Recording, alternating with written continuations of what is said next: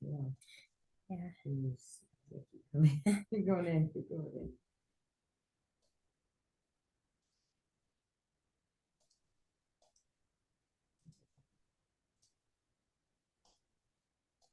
All right, everyone, I'm just going through and I'm still admitting folks. So if y'all can just sit tight while we wait for everyone to join us here.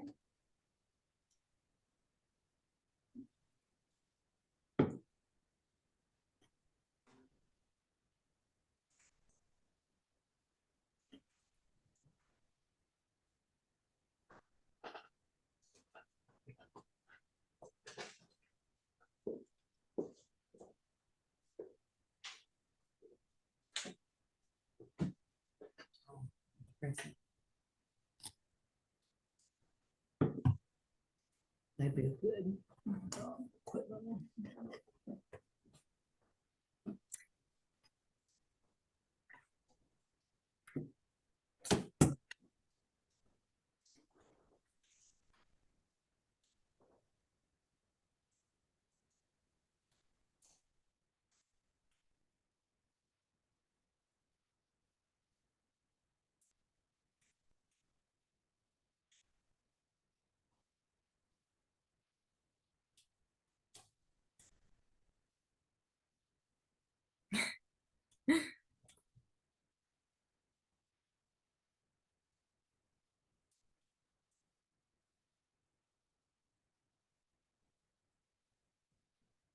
All right, still admitting folks, and just to go ahead and let y'all know, I am recording this, and we'll post it and send it out as well, just for everyone to reference later, because I know it's going to be a lot of information and not so long of a time. Which one first?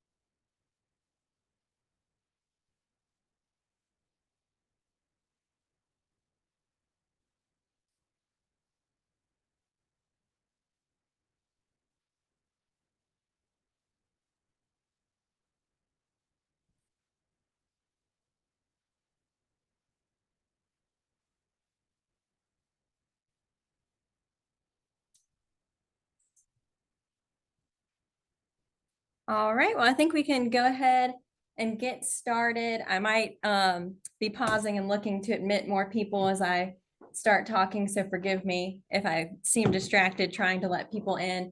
But my name is Hannah Arndt. I am the program coordinator for our Office of Agribusiness Development at the South Carolina Department of Agriculture. And then my coworker, Kyle Player, who's sitting across from me at the conference table, is the executive director of the ACRE program, which is the Agribusiness Center for Research and Entrepreneurship. And then our other speaker joining us today is Jim Matson from Matson Consulting. He's waving if you can see him on your screen. But we are going to go ahead and get started with a PowerPoint presentation. Like I mentioned earlier, this is being recorded, so I will post it to our website and also send it out to whoever needs it. And then as we go along, I'm hoping that we will have some time for a Q&A session. But I would love for you all to just utilize the chat for any questions that you have. That way I can respond to them. And then if we don't get to them, I can message you later with a response to your question. So just put anything, questions, comments, concerns in the chat, and we will get to it either today or I will respond to you at a later date. But we are going to go ahead and get started here. I'm still admitting a few people as they join. All righty.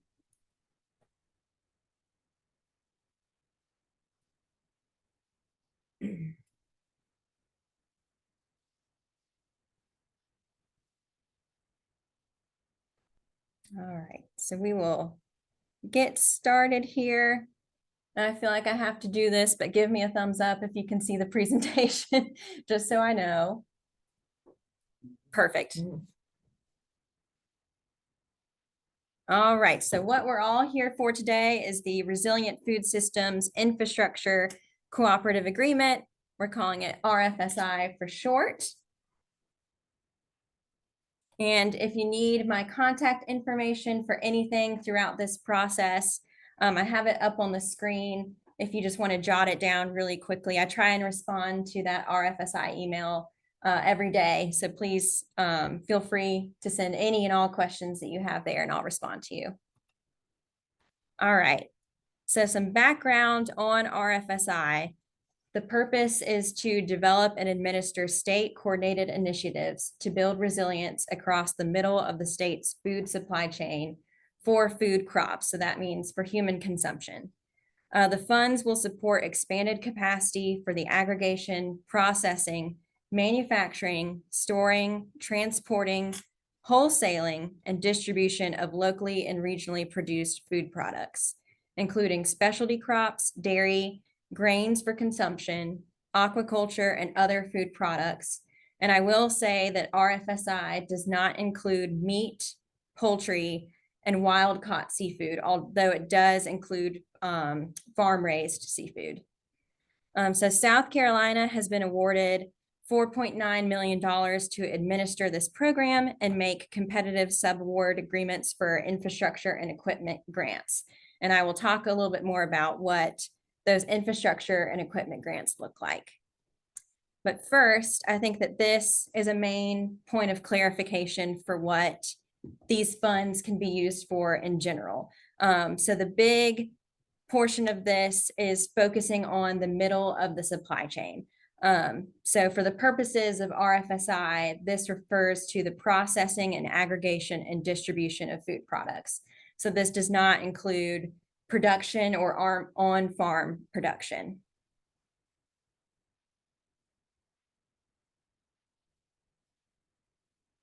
All right. And before we start talking about the grants, I'll get into a little bit about who is eligible to apply for funding. So as you can see, there's quite a big list of folks who can apply for funding. So that's agriculture producers or processors, or groups of agriculture producers and processors, nonprofit organizations, local government entities, tribal governments, and institutions such as schools, universities, or hospitals.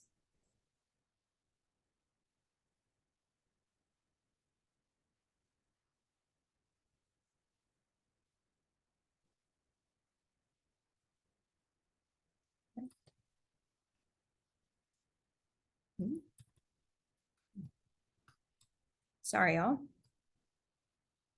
All right. And then what can this funding be used for? So like I mentioned, there's both an infrastructure and equipment portion to this that we'll get to in a second. But the basics of what funding can be used for is to expand capacity for processing, aggregation, and distribution of ag products. So that's the middle of the supply chain there. Modernize manufacturing, tracking, storage, and information technology systems. Enhance worker safety through adoption of new technologies or investment in equipment or facility improvements. Improve the capacity of entities to comply with federal, state, and local food safety requirements. Improve operations through training opportunities. support construction of a new facility, modernize or expand an existing facility, construction of wastewater management structures, modernize processing and manufacturing equipment, and develop, customize, or install equipment that reduces greenhouse gas emissions. And these are just some examples provided by the USDA for what funding could be used for.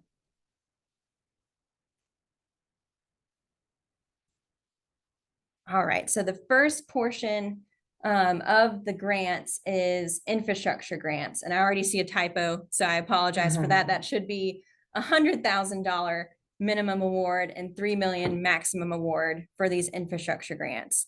Although I will say, keep in mind, like I said before, South Carolina was awarded 4.9 million.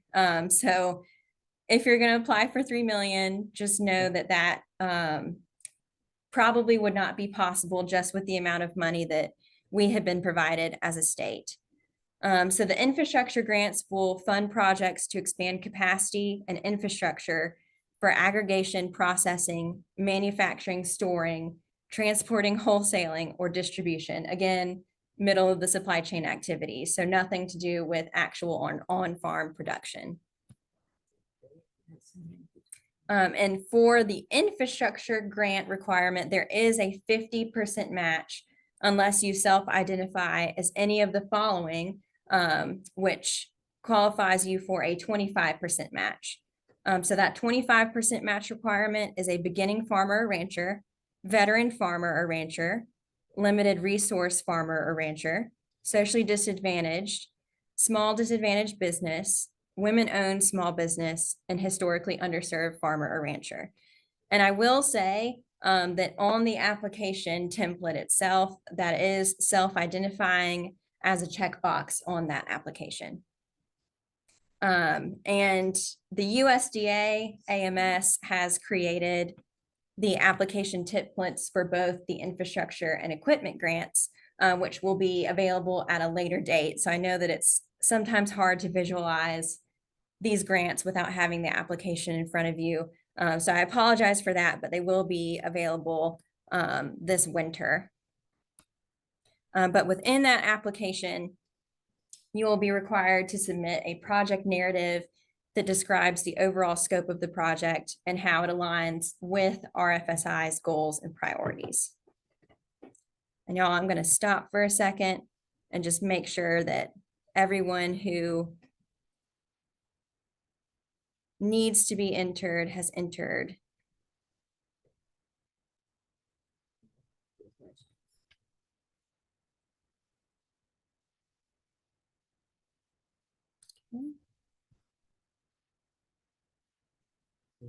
Yeah, and I saw one question in the chat that popped up about the match requirement. So for the infrastructure grants, there is a 50% match requirement of what you're applying for, unless you qualify as any of these listed. That would be a 25% match requirement. And just keep in mind, we cannot show the applications at the moment until our final state plan is done, are approved.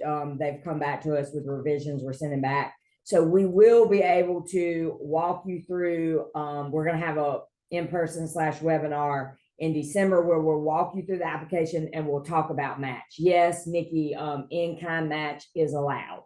So when we get the go-ahead from the USDA to move forward with sharing the applications, we will share it, and we're going to walk through the applications again, and we will talk about match and all that stuff. So we just, unfortunately, we were specifically told we cannot share that until our state plan is approved.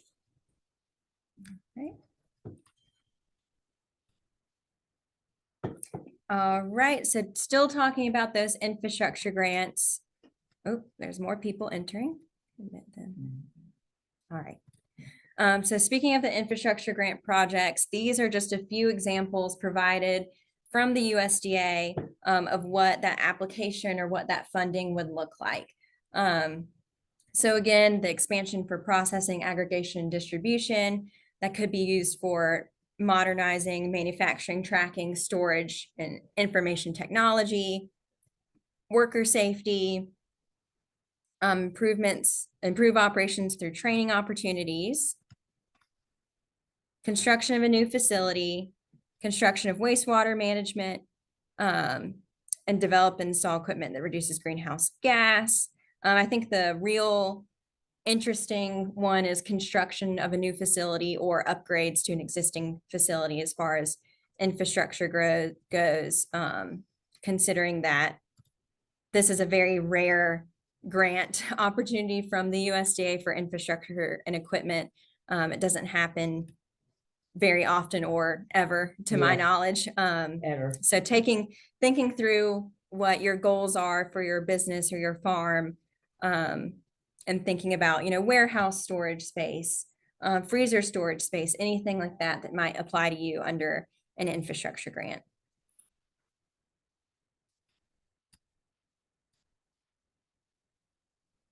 All right.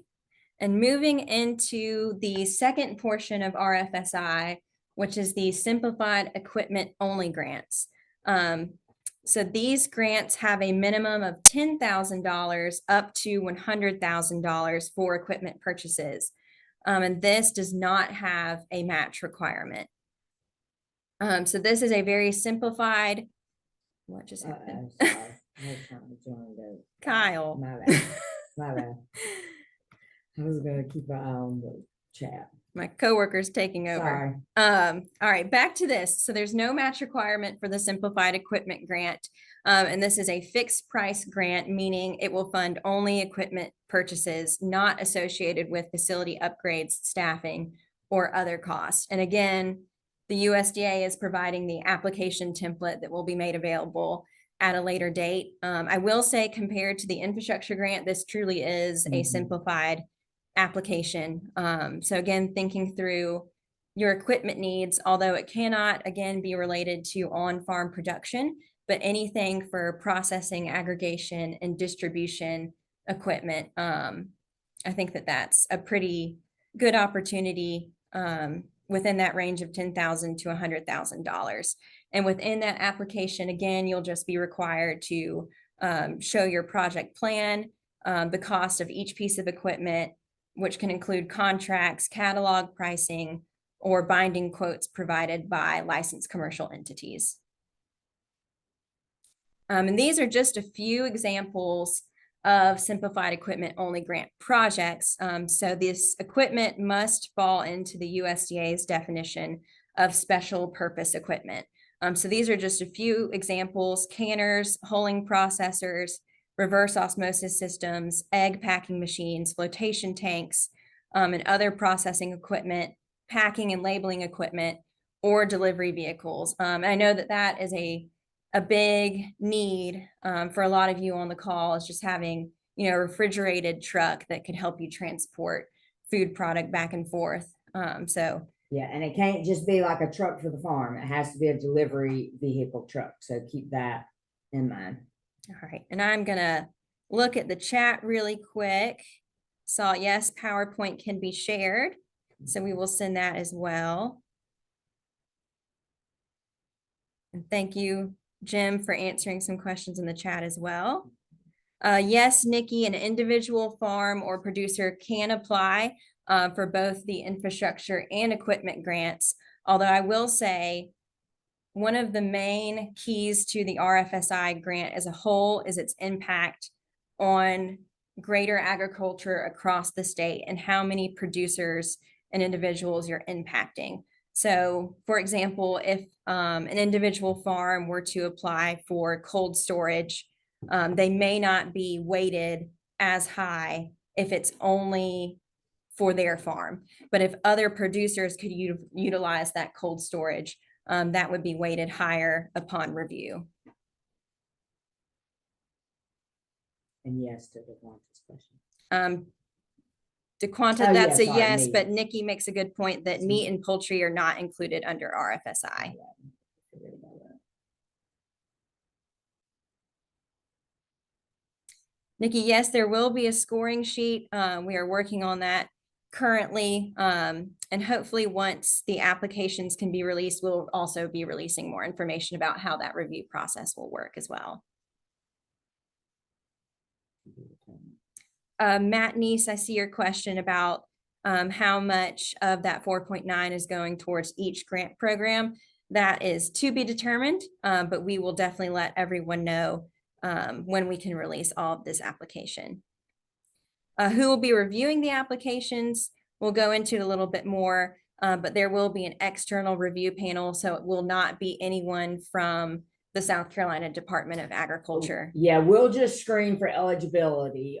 So if someone applies that, unfortunately, if it's poultry or whatever, that's not eligible, we'll do that. But other than that, yes, it's going to be 5 external reviewers that are very familiar with the food systems in South Carolina. All right, I'm gonna keep going with our presentation here, but I appreciate everyone's questions.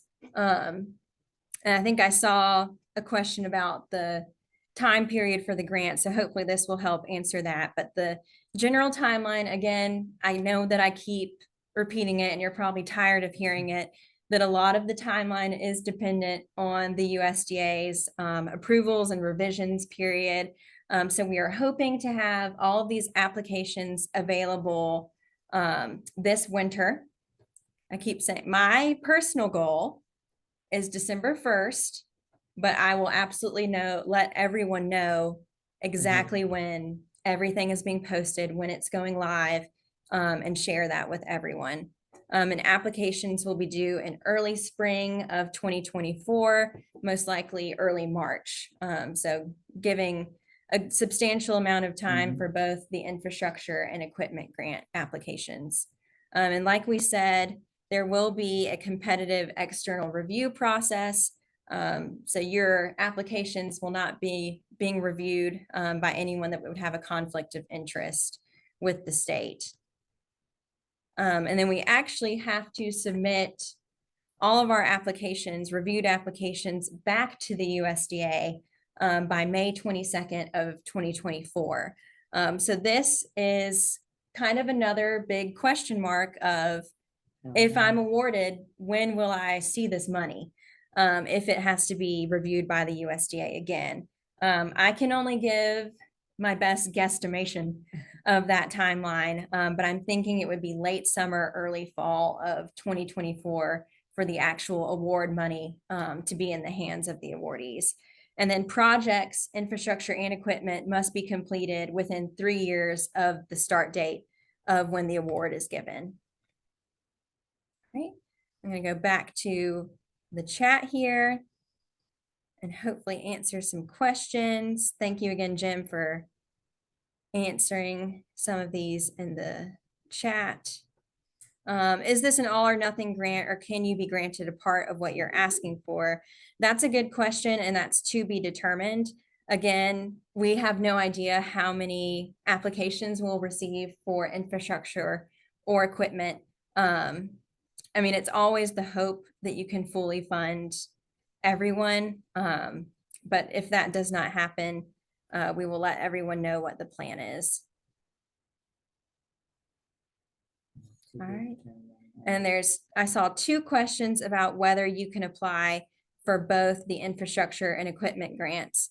So that's another TBD on whether you can apply for both. But I will say, if the decision is made that you could apply for both infrastructure and equipment, you would only be granted funding through one.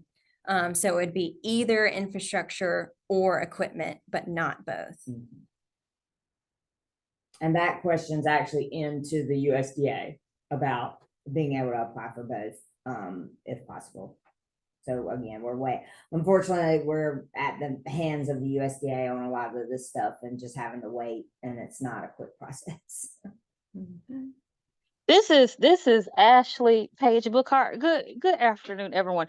Quick question: if you apply for one of these grants, because I looked at the participants and we got wonderful folks on the call, but some of these folks, I assume, may also want to collaborate. So could you apply for one of these grant opportunities, but also be listed as a partner or a collaborator on another applicant's grant? So this question actually came up with the USDA the other day. So like, let's say a farmer's a member of a co-op And then obviously they have their own farm. Can they apply for something for their own farm and then also the co-op apply? And the answer to that was yes, but it cannot be for the same thing. So the co-op cannot, on the farmer's behalf, apply. Let's say they're applying for a refrigerator to store stuff. The farmer can apply for the refrigerator, and then the co-op turn around and apply for a refrigerator that's going to be placed on every farm. So it just can't be the same thing, if that makes sense. So let's say the co-op wanted a freezer to keep at their location to when they collected all the product from the farmers in the co-op and stored in there. Yes, they can be part of that, but it just can't be. That's how I understood it, right, Hannah? It just can't be for the same thing. Same project. Yeah, there can't be any double dipping. So you can't like, you know, make double down and say, well, if I apply twice, maybe I'll get it. So you can't do that. It does have to be for separate things. And a farmer can't turn in multiple different applications for multiple projects. One farm can turn in one application, if that makes sense. Thank y'all so much. Thanks, Absolutely. Ashley. All right, and just to make sure that we have enough time, I'm going to turn the reins over to Jim Matson. I did see a few questions in the chat about UEI and SAMs and all of the really fun things that come with applying for federal grants. So I am going to pull up his PowerPoint presentation for us to move through. And Jim, you just let me know when to move to a next slide here. Wonderful. And yeah, you do have to register with SAM and have to have an active registration in the system with it. So here's kind of the link to the SAM system. And for those that don't know, what is the SAM registration? So if you want to click to the next one on it, this is kind of the start page, but the SAM is SAM.gov is the System for Award Management. And so it is, or it's also referred to in the federal language, they will call it the entity registration a lot of times. But it is what you have to do to be a vendor for the federal government. So it's involved for anything of getting payments for the government in any way. So whether you're a vendor or looking at grants and all this, you have to have an active SAM registration within there. So for those that are there and don't know, you have to register it for the thing to be able to be there. A key point about it is registration should be free and system. It will still take some time. You have to put, time in on it, but it will cost nothing on that. And it also has to be reviewed within 12 months on an ongoing basis. So if you have a larger project, you also need to make sure that your registration is up to date, or if you've registered in the past, you may need to go back and update your registration on that. So the key thing that you're going to need for this project on there out of the SAM thing on the next slide with there is you're going to have to get your UEI number, which stands for, in federal jargon, Unique Entity Identifier. So the UEI is what's now required. It's a 12-digit, alphanumeric number that the government has, and they will assign it to your business, and it is what you get through the SAM process to be able to go with it. Those that have registered in the past and may not be active, I was going to comment that the government was using a DUNS number as part of their process, and that is no longer required. It is now the UEI number. So basically, they ran out of numbers for DUNS numbers and needed to go to a longer number on there. But be known, for those that haven't done it, you're going to waste an hour or two of your life when you're doing this process. So you need to set aside time to do it and make sure you have it ahead of time. And to make that registration a little bit easy, there are some nice online videos and other things about the details on it. But I was just going to provide a couple of things you want to be sure that you have to make your life easier when you sit down at the computer. So go ahead to that slide. That's perfect. So you need to be sure that you have your legal business name, and your business tax ID numbers, and make sure the business name that you're using is matching the one that you're using on your taxes. So if you're using multiple LLCs or other things, you want to make sure everything is matching up, because as part of this process, they will match up your name and address with what's on your tax statement. And if that doesn't match, it can cause problems and lots of other things on it. You also need the bank account information where you want payments to go to and your routing number, and then specific company information, which should be fairly easy in most cases, of locations, addresses, specific employees who have rights to make decisions, who's in charge, all these things will come up as part of it. And if you see on the right-hand side of this workspace, that is literally the first screen that you will see with starting the process on that. So, you would just go in and get started, hit that get started button on it, and click through and start answering these questions. And I will say that the questions are very redundant. You will be putting your address in probably about 5 times in the process within there and answering some other things on it. So if we can click to the next screen on it real fast, the registration on that time period covers, 4 quarter key areas within there, which is the core data about who you are, your business. If you have a Department of Defense number, most people don't. Where you're limited to, the type of products you provide, as well as the goods and services you have to come into. Then you go through a whole representation and certification thing where you're clicking boxes of things that you agree to and that you agree to follow federal rules on programs and all this. And, is your business over $10 million? Are you a foreign entity? You have to answer all these questions on the details with it, and then contact and who's going through with that. Once you submit all the information in there, it typically takes about 10 days for the information to be matched. They will match it on their side. When the SAM people will send it out to the IRS to match data and make sure that it's the same, make sure your business name, etc., is matching up. If there is a problem during the process, there's a helpline which has some very useful and good people on fixing issues and problems that do happen with it. But just plan ahead. Don't wait to the application period. If you think you're going to be applying for this RFSI or other programs, go ahead and do that, because once things get messed up, it can take several days to go through a resolution process on names or other things on that. So just be sure with that. And the last thing I was going to hit on is to be careful during the process, because on the next slide with there, you'll see that that although this the sam.gov site is free, I did a web search sometime during the summer. I don't remember exactly. And if you notice, sam.gov is the third link on Google when I was doing that. So it's very easy to click on another site, and they will charge you typically several $100s to enter this information on your behalf. And also, they tend to become the registered agent, and then you have to pay them every year to do the updates and other things on that. So just be very careful. It should be information that you should have yourself and be able to enter yourself or inside your own business. So I just wanted to be careful with that and be sure that you do it ahead of time. If you're not in SAM, and if you were registered in SAM under another system, is make sure that you're up to date before you try to get into this program on that. And with that, I am done on a quick intro on the SAM system. All right, thank you, Jim, for that. I think my main takeaway from that was start now. Yeah.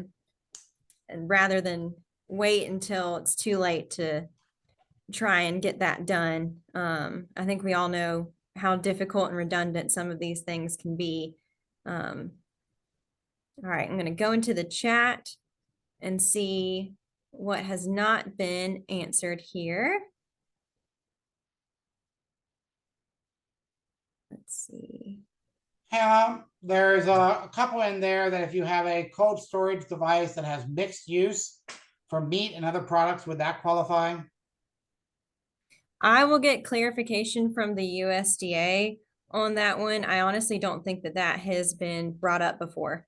And I will say, just for clarity, we have office hours with the USDA specifically about this grant every other week. So we're kind of in constant contact with them and asking them, every state asking them, multiple questions each time. So again, please don't be afraid to email that RFSI email with any questions you have. It's either something hopefully that I can answer quickly, or we can always take it to the USDA to get clarification. And Before there's another one asking, is alcohol derived from grain and fruit eligible? That hasn't come up either. We'll have to ask on that. Yeah, we'll have to ask on that.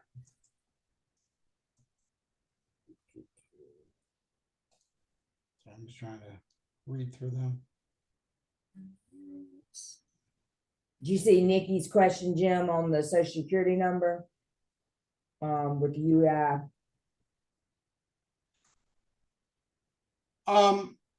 Well, they can use their social security number as part of their business, but they're gonna have to fill out the full SAM registration to be able to get the EIN number.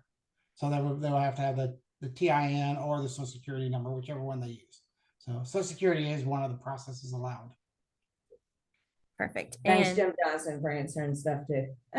Oh, Jim's there as well. Yeah, that's great. So But it doesn't, don't they, hi, this is Elise. If they're using their social security number, that number has to be associated with their business as well.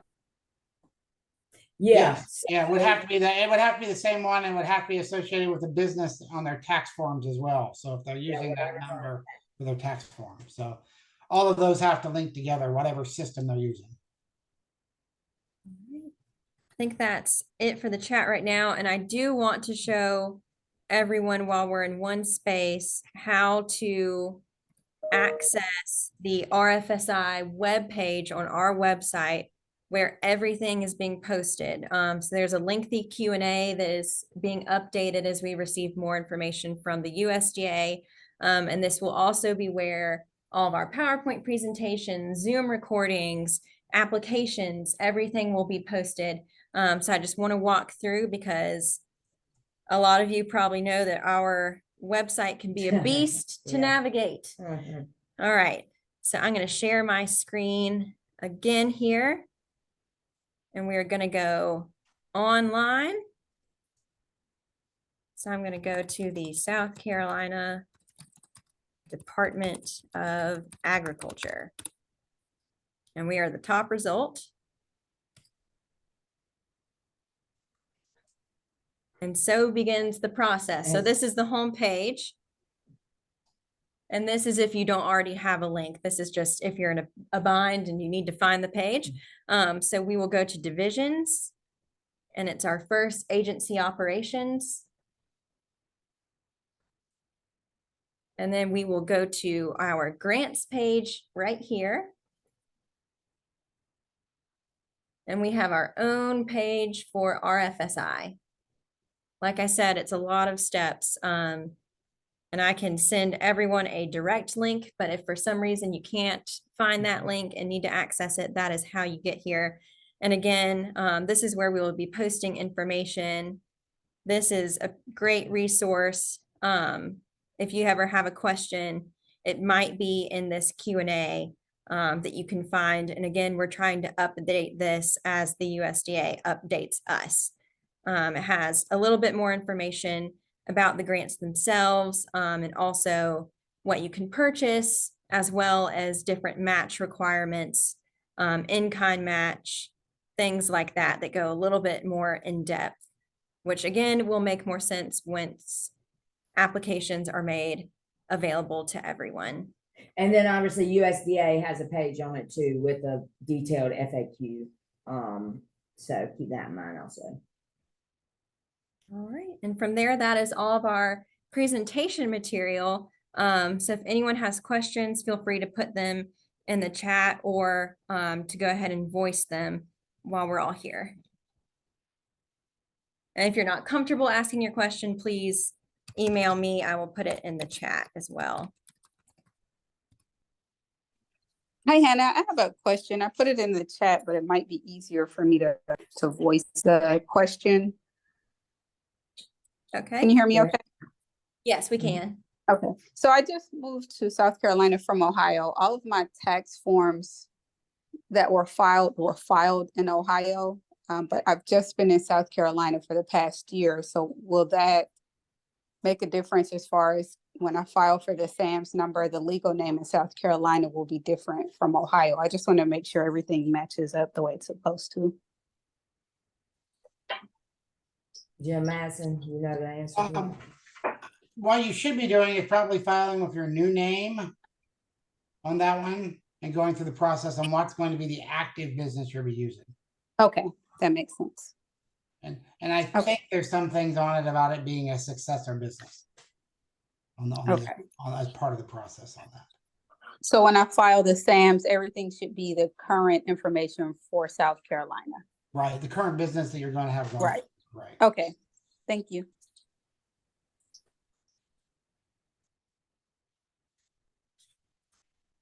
I'm not sure that you all know yet, but is there any indication if these same rules will apply for the infrastructure funding from the state budget allocation? What same rules, like the UEI and all that? No, just the process. Like, are you all planning on utilizing a similar application process for applications for the state budget, the non-federal funding? Are you referencing the 40 million, Nikki? Yeah. I'll put a link in the chat really quick to where anyone could find more information. I'll give some quick background. So Nikki is asking about some infrastructure money that was given to the department from legislation this past fiscal year. And that totaled 40 million. And it's called our Growing Agribusiness Fund. And our website's really slow, so it's going to take me a second to put the link in the chat. But if anyone is interested in this program, the application is posted here as well as a form. Oh, why isn't it letting me?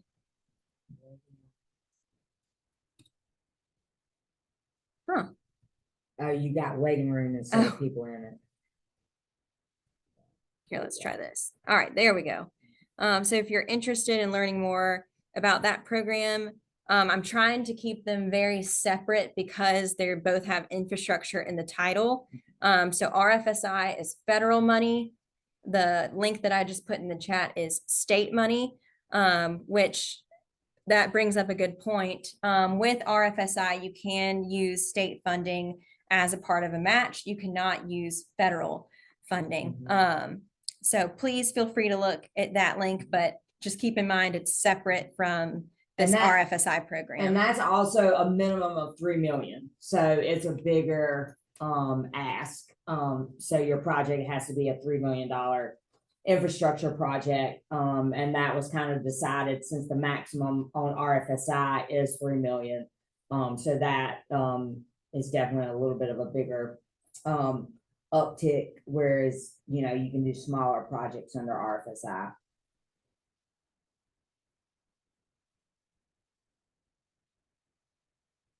Any other, is a match required? Yeah, for the state infrastructure match. Well, it's set up differently. So it's the way that I tell people or talk about state infrastructure dollars is that when you apply, it is funding for a reimbursable portion of your infrastructure cost. So it's incentivizing the entire cost of your project. So let's say your project is $3 million. So you would be funded for a portion of that funding only for infrastructure. So that's things like sewer lines, paving, very basic infrastructure needs, which could be a wide variety of range. So the largest, impact that we look at for this Growing Agribusiness Fund is its impact on agriculture producers, acreage, production, things like that, which scores you higher. And there is an external panel that makes all of the funding decisions, not us. So let's say you have a $3 million project and you get funded $700,000. So that's your funding, but the rest of the money is up to you to supply, whether it's through other grant opportunities, whether it's through loans. And and you don't have to show your match, right? It's just- Correct. and you know, like with the infrastructure on the RFSI, in the application, you have to show your match. You don't have to do that with the state. You just say it's a $3 million project. The panel votes on how much money to give you. And so it's a little different. And again, please follow that link. If you want to have a separate conversation about it, you can call me or email me or my boss Norris. But as far as RFSI goes, don't even think about that for completely what we're separate. talking about. So trying to keep it separate. Yeah, yeah. But good to know that there's other opportunities out there. Yeah. So this isn't the end all be all for different projects. But I will say that, like we've said, it's not every day or every decade that the USDA has grants for equipment and infrastructure. So it's definitely something to take advantage of if you can.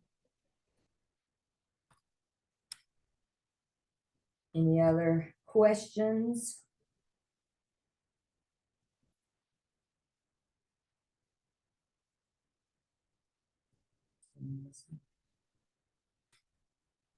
Hi, this is Benita. Yeah. Hannah, could you repeat something you said about matching in state funds and federal funds? You can match something with something, but then I didn't catch it. I know we've been going down a rabbit hole of funding. So for RFSI purposes, that match requirement, you can use any state funding that you have as a match, but you Got it. cannot use any federal funding as a match for RFSI. Understand, Yeah. because that came from the federal government. Yeah. Correct. The 40 million came from the South Carolina General Assembly. Yes, ma'am. And So, like, then I'm listening. Benita, for like an example, like if I know a couple of my acre folks on here, so let's say anyone in the spring that got funding from me, they could use that as a match. They can show that deposit into their bank account. So that can be used, that counts as a state match, and not Okay. federal. And So so that's if I want to apply for the 3 million, I show what my bank statements and my match. How do I do that? So it's all in the app. I'm going to put in, so our director of agribusiness development, his name is Norris Thigpen. I'm going to put in his contact information if anyone has questions about that separate state funding. Again, just to avoid confusion, I don't want to talk about it so much on RFSI in case, you get off this 1 hour phone call and you start thinking that one thing was another thing and you get your funding pools mixed up. But I'm putting his contact information. And again, the application and all information is in that link that has been sent. It's the seagribusiness.com. So you can look through all of the paperwork and it kind of outlines all of the requirements and what you have to show and eligibility and things like that. So that's a really good resource. Thank you so much. Yes, and obviously, I have my RFSI email, but I know most of y'all on this call. So if there's a separate question that's not about RFSI, I think you know how to reach me. I think I'm finally clear about what's coming from where and what goes to who. I'm clear. Thank you. It took me a while, but I got it now. Well, Thanks, it's a good thing and a bad thing to have a lot of funding coming down. all at once. Yeah, all at once. All at Oh, once. that's always a good thing, honey. Thanks.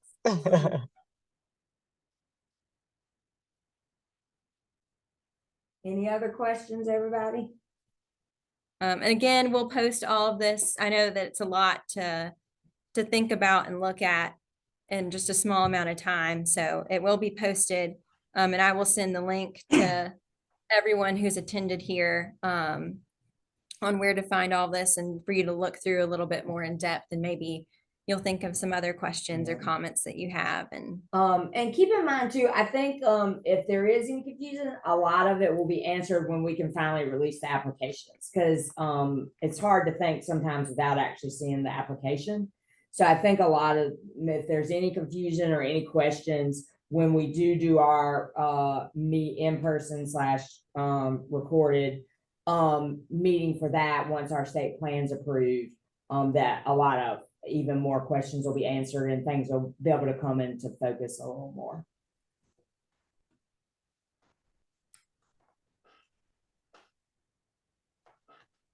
And I was gonna comment that you would like to have that as soon as you can, but you're waiting to get the final answer from the federal government on the plan. Yeah, again, yeah, so we have, got back our plan with, asked for revisions, so we are submitting that this week. Yes. So we're hoping, as Hannah said, our hope is to release the applications December 1. But again, that is completely dependent on the final approval from the USDA. They're obviously having 56 other 50 states and 6 US territories to also review. So it's a lot on them. So again, we're hopeful that we can move forward with our planned timeline. But again, Hannah will continue to be in touch as we get more information from the USDA and all that. So, Yeah, and this just be patient, please. this will not be the only webinar or in-person meeting that we'll be having about RFSI. So please be on the lookout for more meeting invites coming your way, more in-person meetings as we get deeper into this and receive more information.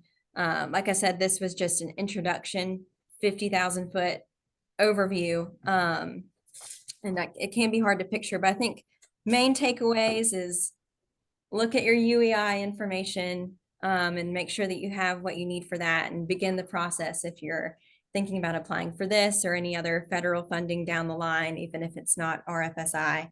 And then also, you know, begin thinking about what your infrastructure needs are and what your equipment needs are. I think that can be a guiding hand and thinking about what you want to apply for, what you can apply for. And there's just any questions in between, you know, please ask us and we'll do our best to answer them or get an answer from someone else and send that information to you. And as Hannah said, this will be shared along with the PowerPoint. So you'll have all that soon. Yeah. But if we don't have any more questions, we can certainly call it a day for the webinar. But again, I appreciate, you know, everyone taking the time to join us today. I know that everyone's very busy. I think I saw Jim waving his hand, so I'll let Jim speak his piece. No, I was gonna say bye y'all, and if we can do anything, reach out. Yeah, please do. Like, reach out. We're here to answer questions and help as much as we can. Thank you, everybody. Thank y'all. Thank you. Bye. Bye, Benita. Bye, Benita. I always like to watch them disappear. It's not fun.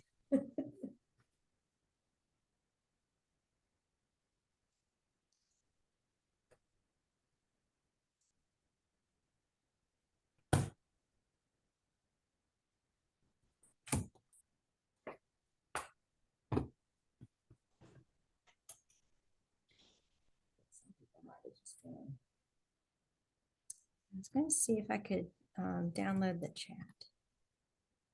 It does when you recorded it down. It does okay. it. It shows it.